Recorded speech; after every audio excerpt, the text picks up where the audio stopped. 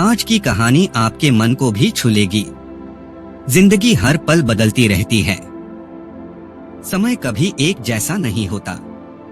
इसलिए जब भी मौका मिले किसी की मदद कर दिया कीजिए, क्योंकि हमारा किया हुआ अच्छा काम न जाने कब हमारे जीवन में लौट कर चला आता है और हमारी मुश्किलों को टाल कर चला जाता है।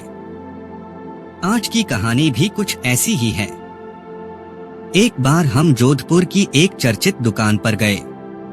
हमने वहां लस्सी का ऑर्डर दिया और हम सब यार दोस्त आराम से बैठकर एक दूसरे की खिंचाई और हंसी मजाक में लगे ही थे कि एक लगभग 70-80 वर्ष की बुजुर्ग महिला पैसे मांगते हुए मेरे सामने अपने हाथ फैलाकर खड़ी हो गई।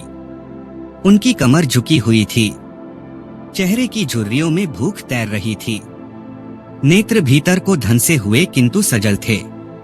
उनको देखकर मन में न जाने क्या आया कि मैंने अपनी जेब से सिक्के निकालने के लिए डाला हुआ हाथ वापस खींचते हुए उनसे पूछा, दादी जी लस्सी पिएंगे?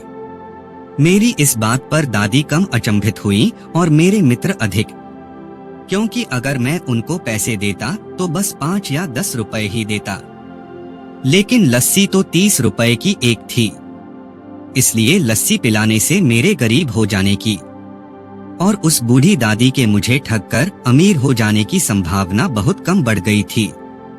दादी ने सकुचाते हुए हामी भरी और अपने पास जो मांग कर जमा किए हुए 6-7 रुपए थे वो अपने कांपते हाथों से मेरी ओर बढ़ाए।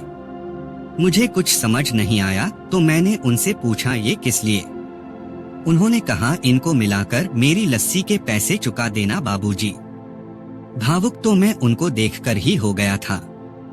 रही बची कसर उनकी इस बात ने पूरी कर दी। एकाएक मेरी आंखें छलछला आईं और भरभराए हुए गले से मैंने दुकान वाले से एक लस्सी बढ़ाने को कहा। उसने अपने पैसे वापस मुट्ठी में बंद कर लिए और पास ही जमीन पर बैठ गई।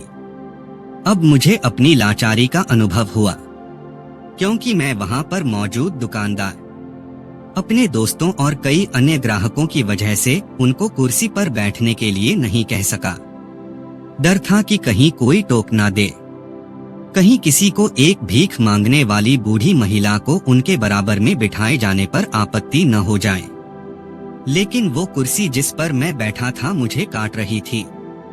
लस्सी कुल्हड़ों में भरकर हम सब मित्रों और बूढ़ी दादी के हाथों में आते ही मैं अपना कुल्हड़ पकड़कर दादी के पास ही जमीन पर बैठ गया, क्योंकि ऐसा करने के लिए तो मैं स्वतंत्र था।